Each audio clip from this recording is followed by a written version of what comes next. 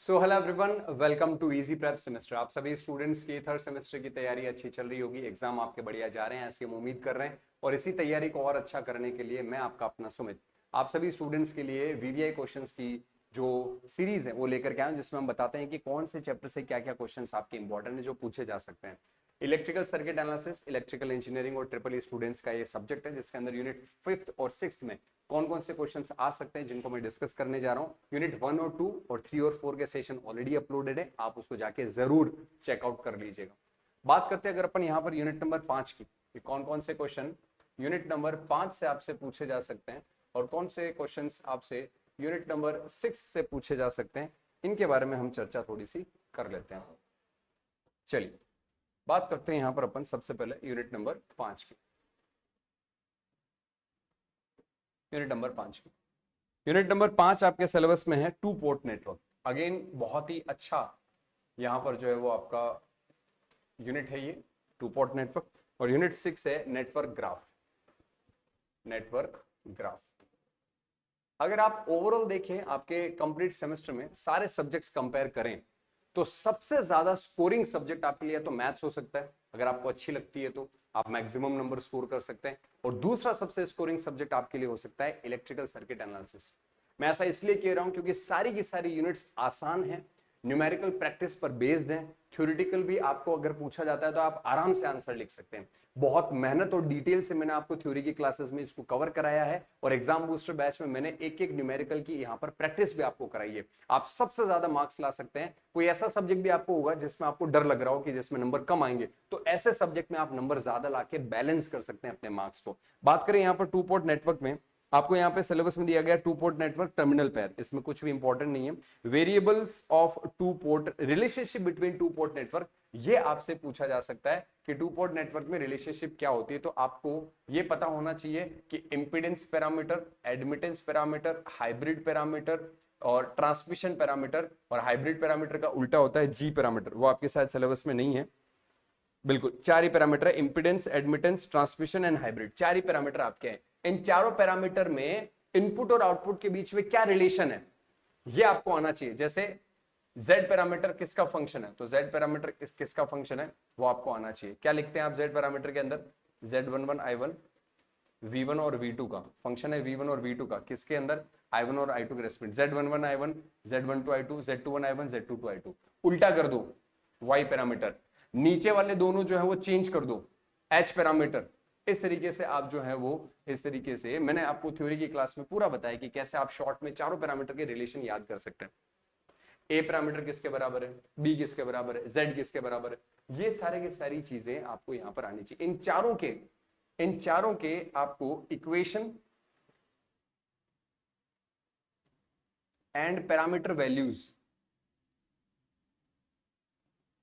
Exam में पूछी जा सकती है और बहुत आसान चीज है ये।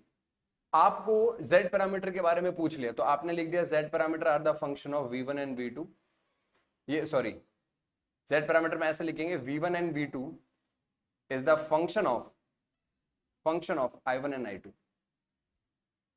अब इसके अंदर आप ऐसे लिख देंगे v1 बराबर z11 i1, z12 i2, ये इक्वेशन लिख दिया। फिर z11 का वैल्यू कितना हो जाएगा, v1 बटा i1 हो जाएगा। कब हो जाएगा, जब i2 का वैल्यू 0 होगा। i2 क्या है, आपका जो सेकेंड टर्मिनल है उसको क्या करना है, ओपन सर्किट करना है, तभी i2 ओपन होगा।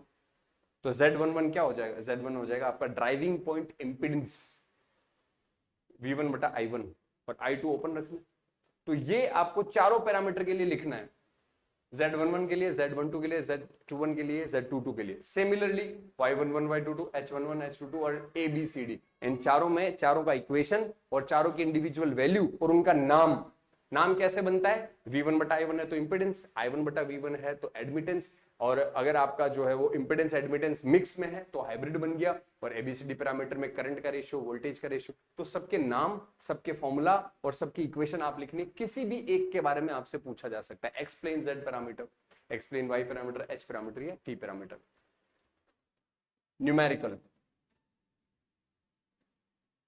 न्यूमेरिकल मोस्टली Z और Y पर बनते हैं। Z और Y का इंटर रिलेशन भी मैंने आपको करा रखा है।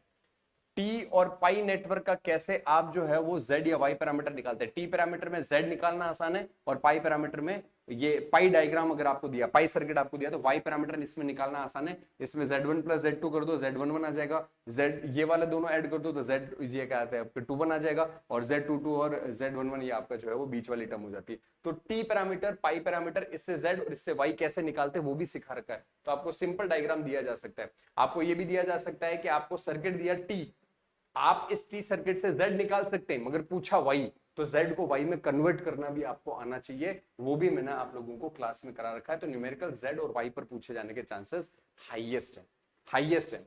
मतलब ऐसा नहीं है कि आपको T आता ही नहीं।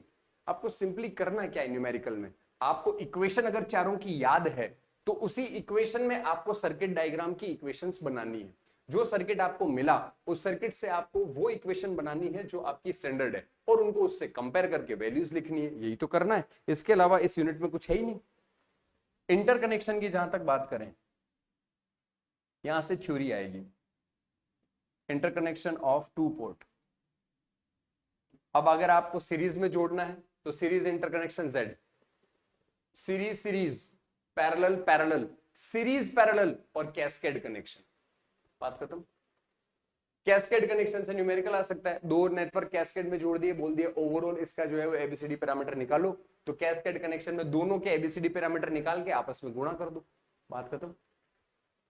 तो आपको किसी भी एक कनेक्शन का डायग्राम बना करके उसका डेरिवेशन पूछा जा सकता है कि भैया explain series series interconnection of two port network, तो आपको वहां पर Z पैरामीटर की सहायता से करना है। सीरीज सीरीज में Z जुड़ते हैं। Explain parallel parallel combination of two port network, explain cascade connection of two port network, तो आपको कनेक्शन के इंटरकनेक्शन में एक सवाल यहां से थ्योरी का पूछेगा, न्यूमेरिकल आएगा तो T का आ सकता है। Z पैरामीटर में न्यूमेरिकल आपको Z और Y से पूछा जा सकता है, और इन चारों के जनरल इक्वेशंस आपसे पूछी जा सकती है। इस यूनिट में इतना ही है, इतना छोटा यूनिट है ये। और लास्ट आपका यहां पर जो है वो आ जाता है ग्राफ थ्योरी। ग्राफ थ्योरी और उसका एप्लीकेशन, इसमें इन्होंने कुछ भी मेंशन नहीं किया है, तो मैं आपको बता दूं दो मैट्रिक्स तो फिक्स है ही। कौन सी? टाई सेट और कट सेट, ये मैट्रिक्स तो फिक्स है ही। इसके अलावा इंसिडेंस, इंसिडेंस और रिड्यूस्ड इंसिडेंस, ये तो बहुत ही आसान है, रिड्यूस्ड इंसिडेंस मैट्रिक्स। और चौथी आपसे कम चांसेस है मगर फिर भी पूछा जा सकता है, link and twig matrix. Twig matrix इसके चांसेस कम है, इसके चांसेस कम है। इन दोनों पे तो न्यूमेरिकल बनेगा ही बनेगा। मतलब ये तो यूनिटी न्यूमेरिकल की है, ये समझ लो आप।